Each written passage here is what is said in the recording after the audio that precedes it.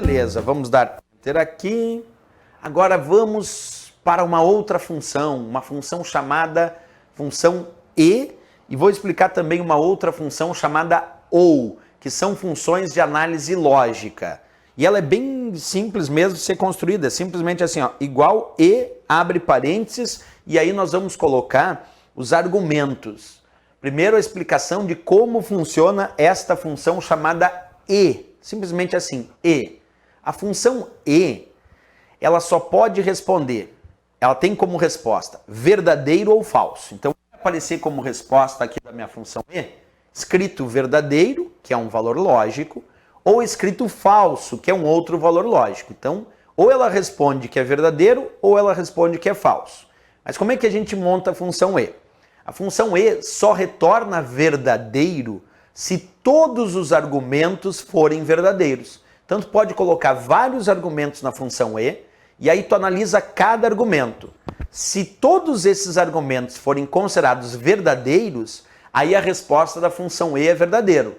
Se não, se qualquer um deles for falso, a resposta vai ser falso. Então vou repetir. A função e só retorna verdadeiro se todos os argumentos forem verdadeiros. Função e só retorna verdadeiro se todos os argumentos forem verdadeiros. Agora, se algum argumento for falso, ela já vai retornar falso. Vamos analisar então um exemplo de função e. Vamos colocar primeiro A1 menor B1. Ponto e vírgula, A2 igual B2. Ponto e vírgula, A3 menor maior, que significa diferença, B3, fecha parênteses. Observa que nesta função e eu tenho 3 argumentos, já que quem separa argumento é o ponto e vírgula. Posso ter mais, eu posso ter menos, mas nessa eu tenho 3 argumentos. O primeiro argumento tem um teste lógico que diz A1 menor B1. O segundo argumento tem um outro teste lógico que diz A2 igual B2. E o terceiro argumento tem um outro teste lógico que diz A3 diferente de B3, porque o sinal menor seguido do sinal maior significa diferença aqui nas planilhas. Então eu tenho 3 argumentos para responder, cada um deles se é verdadeiro ou falso. E a função e só retorna verdadeiro se todos os argumentos forem verdadeiros. Então vamos começar lá, analisando o primeiro teste lógico que disse A1 menor B1. A1 vale 2, B1 vale 7. A1 menor que B1. 2 é menor do que 7? É isso que ele está pedindo aqui no primeiro argumento. Se 2 é menor que 7. Verdadeiro. 2 é menor que 7. Então eu já sei que o primeiro argumento é verdadeiro. Verdadeiro. Vamos para o segundo argumento que diz A2 é igual a B2?